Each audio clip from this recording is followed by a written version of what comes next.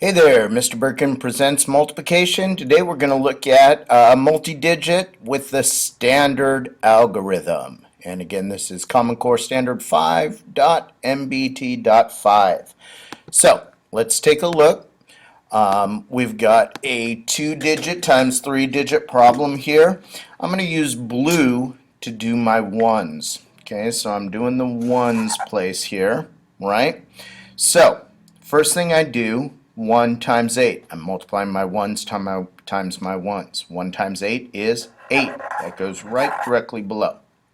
Then 1 times 10, and it'll be 1 times 100. So 1 times 10s, 1 times 1 is 1. And 1 times 6, and of course this is a 10, so that's really a 10 there. And this is the hundreds place, so 1 times 600 is 600. So I put a 6 in the hundreds place. Okay, now I'm going to switch over to red because I'm going to do my tens here. So let me outline this so you can see it. So now I'm doing my tens place. So the first thing I need to do is move over to the tens place. You can do that with an X or a 0. I like to annex a 0 and put it in there. But if you prefer to put an X in there so you don't get confused, you can also do that. All right, so 5 times 8. So now I start again. I'm doing my tens place here, but I start ones, tens, hundreds. We always go that same order. So 5 times 8, that gives me 40. I write my 0, carry my plus 4. 5 times 1 is 5, plus 4 would give me 9. And 5 times 6, that's 30. Nowhere to carry over, so I write the whole thing here, 30.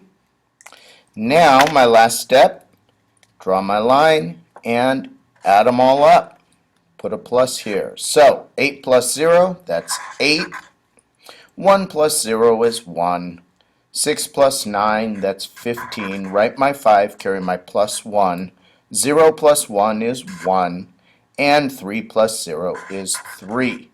Go ahead and count over 3 spaces, 1, 2, 3, and put your comma, and you're done.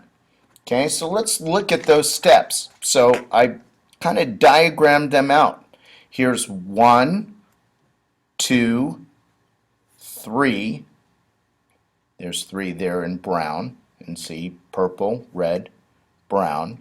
So first you do 1 times 1, 1 times 10, 1 times 100. Then annex your 0, or you can also use an X there. Doesn't matter, but you're moving over to the tens place in place value. Starting with the tens place, 5 times 8 is 40. Wrote my 0, carried my 4.